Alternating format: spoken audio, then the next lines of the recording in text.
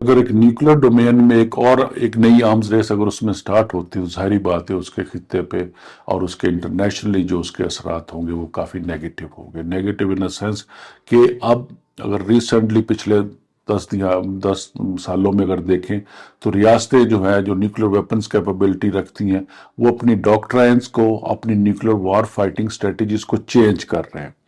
Nuclear weapon जब develop हुए तो उनका जो बेसिक पर्पस था या बेसिक मकसद था वो एक डिटेरेंट वैल्यू क्रिएट करना था, ताकि आपके एनिमी को, आपके एडवर्सरी को ये बावर हो जाए कि अगर मैं इस पे हमला करूंगा तो इसके पास वो कैपेबिलिटी है, वो टेक्नोलॉजी है, ये मेरे इस हमले का जवाब दे सकता है। तो उससे जो एक डिटेरेंस इफेक्ट क्रिएट होता था उसकी वजह से मुल्कों के दरमियान जो है, स्पेशली जो मेजर पावर्स है जिनके दरमियान जंग के, आलमी जंगों के चांसेस थे, वो काफ़ी हद तक कम हो गए थे। लेकिन जब इस तरह की टेक्नोलॉजीज को दोबारा टेस्ट किया जाएगा तो उसका यही मकसद नजर आ रहा है कि वो नए हथियार बनाना चाहते हैं, ज्यादा लीथल हथियार बनाना चाहते हैं।